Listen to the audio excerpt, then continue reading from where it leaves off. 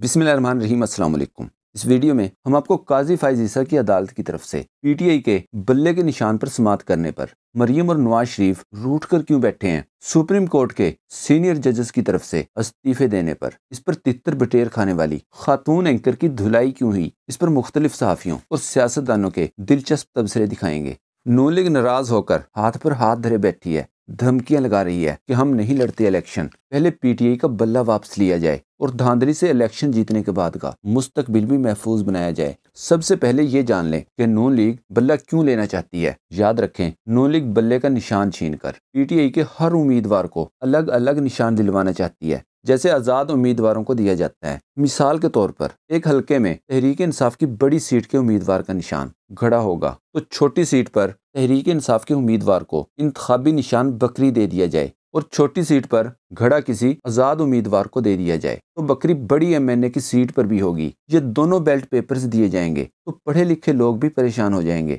कि कौन सी पर्ची पर किस निशान पर मोहर लगानी है। हर हलके और हर उम्मीदवार को अलग अलग निशानात दिए जाएंगे। पीटीआई जीतने के बाद मखसूस सीटें नहीं दी जाएंगी। फाइज ईसा की तरफ से बल्ले के निशान छीनने की सूरत में तहरीक इंसाफ किसी दूसरी पार्टी के निशान पर इलेक्शन लड़ने की कोशिश करेगी और यकीनन इलेक्शन कमीशन भी इस ऑप्शन को इस्तेमाल करने से रोकने के लिए कुछ न कुछ जरूर करेगा। इतना कुछ होने के बाद भी नून लीग को मजीद लेवल प्लेइंग फील्ड की जरूरत इसलिए भी है कि फाइज ईसा चंद माह बाद रिटायर हो जाएंगे, तो फिर इन सारी दो नंबरियों को बरकरार रखना मुश्किल हो जाएगा, इमरान खान को जेल में रखना मुश्किल हो जाएगा। यही वजह है कि नून लीग रूठ कर बैठी हुई है कि पीटीआई से बल्ला लेने के साथ साथ हमारा मुस्तकबिल भी महफूज बनाया जाए। लिफाफा साफी अंसार अब्बासी को ही सुन लें, कहा नून लीग सोई हुई है और बज़ाहिर इंतजार में है कि कुछ किए बगैर उसे इलेक्शन जितवा दिया जाए, नवाज शरीफ को वज़ारत उज़्मा की कुर्सी पर बिठा दिया जाए, शफाफ इंतखाबात हुए तो पीटीआई की जीत यकीनी है। अंसार अब्बासी ने समझाने की कोशिश की कि रूठने के चक्कर में आप अपनी कैंपेन का वक्त भी निकाल बैठेंगे। इलेक्शन कमीशन का सुप्रीम कोर्ट जाना बिल्कुल ऐसे ही है जैसे कोई सेशन जज फैसला दे कि फलां शख्स को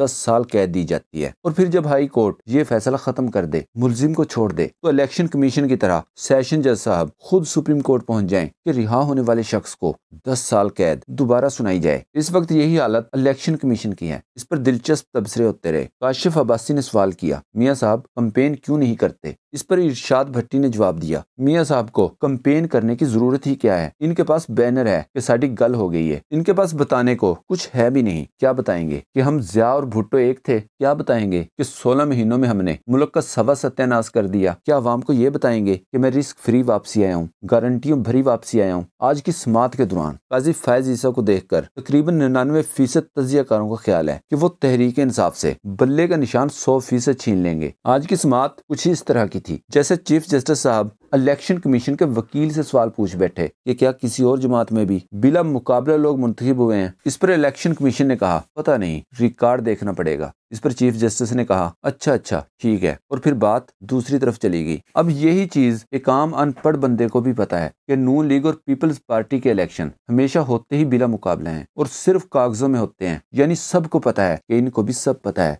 मलिहा हाशमी ने ट्वीट किया, मैं इलेक्शन कमीशन और चीफ जस्टिस काजी फाइज ईसा को सच्चा मान लूं अगर ये नून लीग की मरूसियत और गुलामी के भरपूर इम्तिजाज वाले इंट्रा पार्टी इलेक्शन पर इससे आधे सवाल भी उठा जाएं जितने पीटीआई पर उठा रहे हैं। हालांकि पीटीआई में तो इमरान खान ने अपने किसी रिश्तेदार को भी कोई अहम तरीन ओहदा नहीं दिया। अजहर मिशवानी ने लिखा, ये हैं काजी के बदलते बयान। तहरीक इंसाफ के वकील ने कहा, टीवी पर कागजात छीनने और तजवीज कुनुंदा ताईद कुनुंदा के अगवा की फुटेजेस चलती रहीं। इस पर काजी ने कहा, मैं टीवी नहीं देखता। इलेक्शन कमीशन के वकील ने कहा, हमने पार्टियां डी लिस्ट कर दी हैं। इस पर काजी ने कहा, जी हाँ, अभी चल रहा था टीवी पर डी लिस्टिंग का। एंकर पर्सन अदनान आदिल ने कहा, बज़ाहिर इस बात का कम इम्कान है कि सुप्रीम कोर्ट पीटीआई से बल्ले का निशान वापस ले ले। अगर सुप्रीम कोर्ट ने पार्टी को निशान से महरूम कर दिया तो ये तारीख का मुनफरिद वाक़या होगा। एक और चीज देखें, चीफ जस्टिस काजी फाइज ईसा ने अकबर एस बाबर के वकील से कहा, एक चुभता हुआ सवाल पूछ लूं, आप खुद खड़े हैं या आपके पीछे कोई और खड़ा है? चीफ जस्टिस काजी फाइज ईसा ने अकबर एस बाबर के वकील को हिदायत की, तहरीक इंसाफ के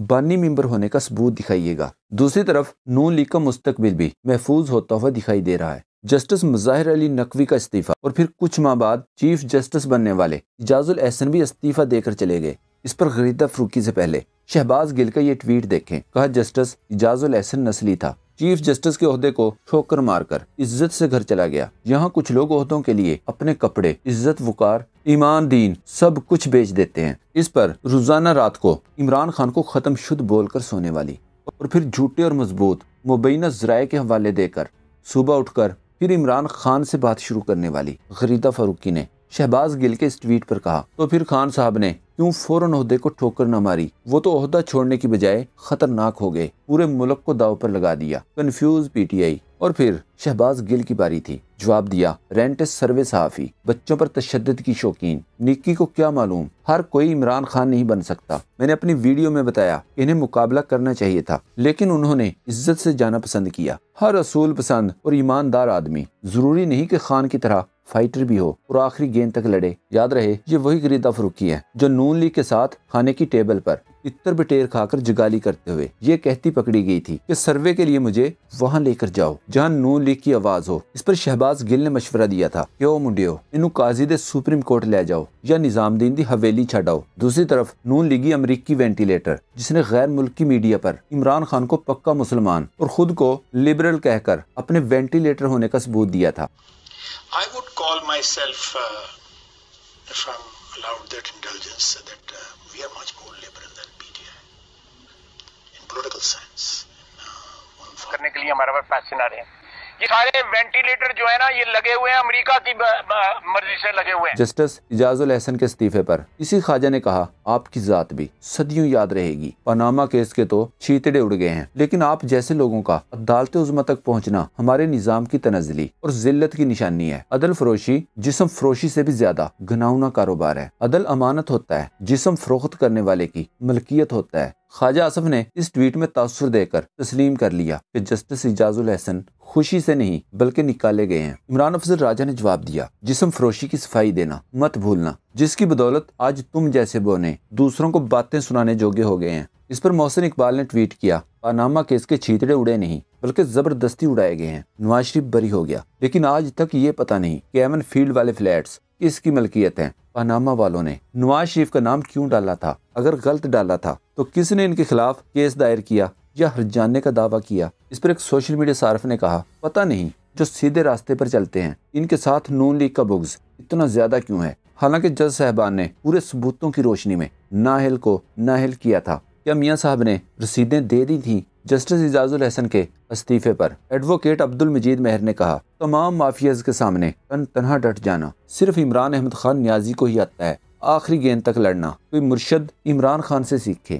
علی زئی نے لکھا، اس پریشر کا اندازہ لگائیں کہ آپ ٹھیک 9 ماہ بعد چیف جسٹس بننے والے ہیں، مگر پھر بھی آپ استعفیٰ دے دیں۔ شوکت خانم کو سلام، جس نے ایسا بیٹا پیدا کیا جو کسی پریشر میں نہیں آتا۔